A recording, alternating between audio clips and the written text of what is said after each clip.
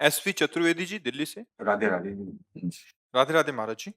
महाराज जी, परिवार में नकारात्मकता हो और घर में कलह हो रही हो, गृह युद्ध जैसी परिस्थिति बन रही हो, तो अध्यात्म के रास्ते पर कैसे आगे बढ़े? वैसे ये चीज तो घर घर में है, हो रही है।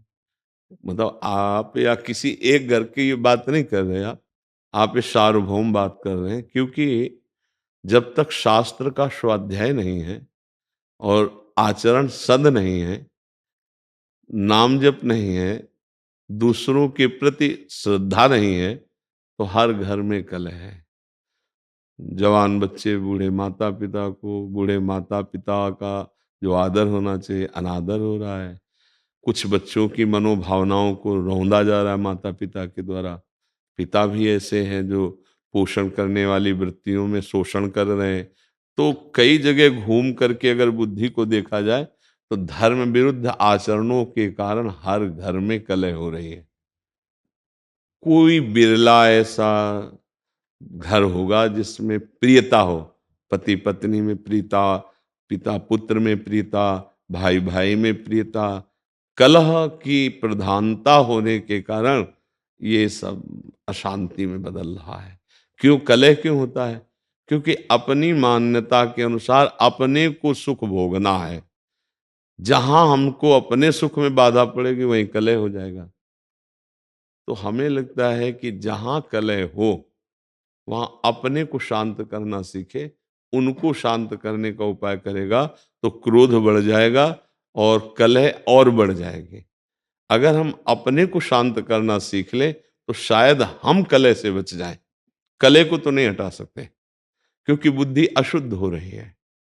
देखो कई बार हम प्रार्थना की है कि जो हमारे नवीन भाई बहन गंदे आचरणों में उतर रहे हैं, ये सदगृहस्थ नहीं बन पाएंगे।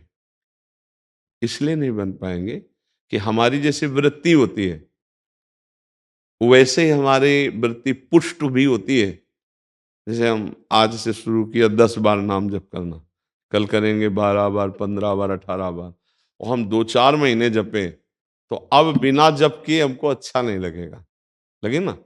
ऐसे हमने आज बॉयफ्रेंड बनाया, फिर उसको बॉयफ्रेंड बनाया, फिर उसको बनाया, या गर्लफ्रेंड बनाया, ब्रेकअप किया, ऐसा ऐसा। अब हमारी वृत्ति वो पुष्ट हो रही ना अनजाने में।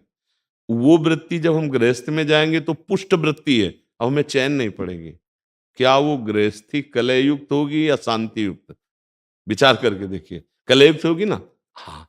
अब हमारी मांगें बढ़ गई, हमारी वासनाएं बढ़ गई, हमारी प्रियता एक जगह रही नहीं, तो कलह तो होगा ही, अशांति तो होगी। अब नए बच्चे हैं, अब उनको अर्थ चाहिए, पिता की इतनी सामर्थ्य नहीं है, फिर वो गलत मार्गों में उतर जाएंगे। क्योंकि उनको नशा चाहिए, उनको व्यभिचार चाहिए, उनको ये दिखाना है कि हम तुमसे कम नहीं हैं, हम भी किसी, बस ये सब जो बाहरी मान्यताएं हैं, ये हर घर में कलह हो रही। हर घर में कोई वही बकाया है जो थोड़ा धर्म से चलता है, नाम जप करता है और संतों का सत्संग सुनता है, स्वाध्याय करता है, वही बच सकता है। नहीं, हम हर घर का मतलब यहां भी हर घर में कलह हो रही, यहां भी कलह हो रही। मन घसीट रहा है भोगों की तरफ, इधर उधर उधर। कितनी अशांति पैदा की हुई। जरा देखो आप, मान लो आप विवेकवान हैं, बुद्धिमान हैं, तो आप अंदर विचार करके देखिए क्या शांत है? क्या इस घर में कलह नहीं हो रही? ये क्या कलह शून्य हो गया है? अगर कलह शून्य हो गया है तो आनंद में मगन हो जाना चाहिए। कलह शून्य का मतलब न सोचति न कांक्षति, समा सर्वेषु भूतेषु मद भक्तिम लभते पराम। न कोई अब सोच है, न कोई चाह रह गई, तृप्त हो गया है, आनंद मगन हो। ऐसा न इस घर में है और न बाहर है। जब तक धर्म से नहीं चला जाएगा, भगवदाश्रय, नाम जप और शरीर भी पवित्र आचरण वाला, शरीर का बड़ा प्रभाव पड़ता है। देखो, अगर हमारा शरीर अपवित्र रहेगा तो हमारी इंद्रियां और मन अपवित्र रहेंगे। इंद्रियां मन अपवित्र रहेंगे तो हमारे विचार गंदे रहेंगे, अपवित्र रहेंगे। अब जब विचार गंदे, मन गंदा, इंद्रिया गंदी, शरीर अपवित्र, तो शांति किसको मिलेगी? सुख किसको मिलेगा? फिर वो क्या, चिड़चिड़ा स्वभाव, कड़ुआ स्वभाव। कुछ ऐसे दृश्य जैसे संसार में देखे ना कि लगता है कि ये मनुष्य रूप में राक्षस है, ऐसा निर्णय होता है, क्योंकि राक्षसी बुद्धि बढ़ गई है। अरे जैसे बूढ़ी माँ है, उसको जवान बच्चा पीट रहा है, ये राक्षस नहीं। अरे जिसके चरण धो के पीना चाहिए, उस माँ ने गर्भ में धारण किया, उस माँ ने हमारी शौच फेंकी, हमको इतना सयाना किया, अब तो हमको उसकी सेवा करनी चाहिए, उसके थप्पड़ मारे। ये राक्षसी बुद्धि बढ़ गई। पिता ने जीवन भर कमा कर अपने बच्चों को, 2 बच्चे 4 बच्चे पढ़ा लिखा के बड़ा किया, सब संपत्ति दे दी प्यार में, वो पिता के ही विपरीत हो गए। ये बहुत तरह की ऐसी मनोवृत्तियां हैं जो हमारे हृदय को जलाती हैं और बाहर। इसीलिए हम सबसे कहते हैं, प्रार्थना करते हैं कि अगर आप नाम जपना शुरू करें, अपने छोटे छोटे बच्चों को एक माला ही सही, 5 मिनट ही सही, राधा राधा नाम सुनाएं और उनको अच्छे आचरण की शिक्षा दें, तो आगे चलकर वो अच्छे गृहस्थ बन जाएंगे। अगर जिन बच्चों को शिक्षा नहीं दी जाती, वही बच्चे उद्दंडता में फंस जाते हैं। अच्छा, माता पिता में जब जीवन में भजन नहीं किया, तो अब शास्त्रों का ज्ञान नहीं कि हम उससे सह सकें, अब वो जलते हैं बेचारे, अशांत हो जाते हैं। बड़ी अव्यवस्था है जीवन में। तो जीवन को व्यवस्थित ढंग से चलने के लिए नाम जप और सत शास्त्रों का स्वाध्याय या सत्संग जरूरी है। जिसके जीवन में सत्संग आ गया, कई ऐसे नौजवान भाई आते हैं कि हमने सब व्यसन छोड़ दिए, हमसे पहले गलती हो गई थी, अब हम माता पिता को अपने पास रखते हैं, अब उनकी सेवा कर, हृदय ठंडा हो जाता है। हाँ हाँ, हमारा जीवन सार्थक हुआ कि 4 लोग बदलते रहे, 4 अपने स्वभाव को तो ठीक कर रहे हैं। अगर हम सत्संग सुने, नाम जप करें और ये बात बैठा लें कि कहीं मंदिर में भगवान की पूजा ही सर्वश्रेष्ठ नहीं है, इन हृदयों में भी भगवान विराजमान, इनकी भी पूजा आवश्यक है। सबके हृदय मंदिर में गोविंद विराजमान, चाहे माँ हो, बहन हो, पत्नी हो, पुत्र हो, परिवार, वही हैं प्रभु। अगर वो चले जाएं तो उन शरीरों को हम प्यार नहीं करेंगे। अगर इस भावना से, तो फिर हमें लगता है कहीं कलह नहीं रह जाएगी, पर बड़ा मुश्किल है अब, क्योंकि बहुत गंदे आचरण बढ़ गए, बहुत गंदा नशा बढ़ गया है, बहुत बढ़ गया है। मतलब एक बार मन घबरा जाता है कि अभी ये हालत है तो आगे क्या होगी। छोटे छोटे बच्चे, लाख प्रार्थना करो, वो नशा करने लगे। जब नशा करते हैं तो उनकी बुद्धि ठीक निर्णय नहीं कर पाएगी। जैसे हमने प्रार्थना की थी अभी नया वर्ष का, ये जो अंग्रेजी के दिनों में नया वर्ष मनाया जाता, अपना तो चैत्र में होता है, तो ये अंग्रेजी दिनों में अब नए नए बच्चे उद्दंडता कर रहे हैं, शराब पे रोडों में टहल रहे हैं, तो उद्दंड, ये कोई उत्सव है? हमने कहा तो भाई उत्सव का मतलब है 10-20 लोग बैठो और नाम कीर्तन करो और सुंदर सुंदर पकवान बनाओ, भोग लगाओ और अपने पाओ, 4 लोगों को पाओ, कोई भी उत्सव करो। हम कह रहे किसी भी बहाने से उत्सव करो, नाम जप करो, ठाकुर सेवा विराजमान है, भोग लगाओ, सबको पवाओ, तो तुम्हारा बुद्धि शुद्ध होगी, तुम्हारा जीवन शुद्ध। ये क्या है? राक्षसी पिए शराब, रोडों में आतंक मचाए घूम रहे, इधर उधर उद्दंडता। तो आज हमारी थोड़ा समाज जो है वो गलत दिशा को जा रही है, गलत दिशा। ये हम बाहरी लोगों का अनुकरण करने वाले भारतीय नहीं होते, हमारा अनुकरण करने वाले बाहरी लोग होते हैं।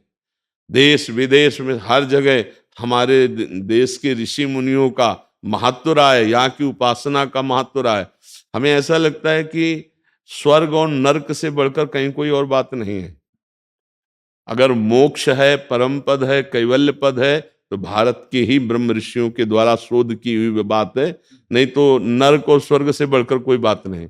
जहां देखो तो नर्क की बात या स्वर्ग की बात, ऐसा कुछ लगता है। ज्यादा तो हम पढ़े नहीं अन्य धर्म ग्रंथों को, लेकिन बातचीत से लगता है सच्चिदानंद परम तत्व में मुक्त हो जाना या भगवत प्रेम तत्व बोध, ये बात यहीं की ऋषि की होगी।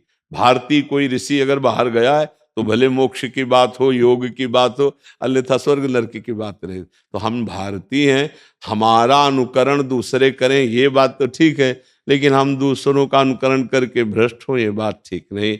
जिनके घरों में ये सब होता है, मांस खाना, मदिरा पीना और ये, तो फिर वो घरों में विघ्न ही विघ्न रहेगा, पक्का समझो। और जिनके घरों में 10 मिनट भगवान नाम कीर्तन होता है, ठाकुर विराजमान, आरती होती है, तो निश्चित समझो हम मान सकते हैं कि कुछ समय के लिए उनके पास धन ज्यादा ना हो, दुख भरी समस्या ऐसी दिखाई दे, लेकिन वो उनका कुल पवित्र होगा, उनका हृदय शांत होगा। एक दिन वो दीपक की तरह जलेंगे और बहुत आगे तक जाएंगे। हम माना कि ये सब उपद्रवी हाइलोजन की तरह जलेंगे, लेकिन बहुत जल्दी फ्यूज भी हो जाएंगे, क्योंकि अधर्म ज्यादा टिकता नहीं, पापाचरण ज्यादा स्थायी नहीं रहता है। तो हमें लगता है भगवान का आश्रय लिया जाए और ठीक से चला जाए, नाम जप किया जाए, तो हृदय का कलह भी शांत हो जाएगा और घर का भी कलह शांत हो जाएगा। क्यों? सर, मैं ये कहना चाह रहा हूँ कि मैंने परिवार बच्चों के लिए सब कुछ किया, नौकरी छोड़ दी परिवार बच्चों के लिए। 6 साल पहले नौकरी छोड़ दी, गवर्नमेंट जॉब था, छोड़ दिया, बच्चों की सेवा करने में लगा रहा। पर साल भर से 3-4 साल से घर में इतना कला, इतना मार पिटाई, हम ही को ही मारते पीटते रहते, हमने घर ही छोड़ दिया।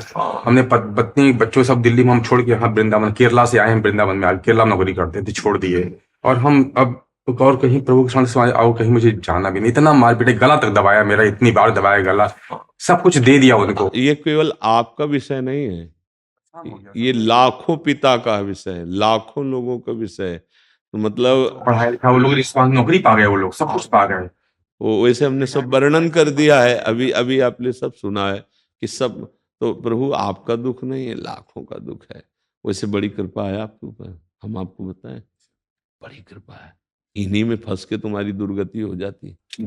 मैं यही सोच के मैं चला आया। हाँ नहीं, हम जो बता रहे हैं आपके लिए पॉजिटिव, पुत्र में, पत्नी में, परिवार में, घर में, संपत्ति में, इसी में फंस करके जीव भगवान को भूल जाता है। तुम्हारे ऊपर बड़ी कृपा हुई।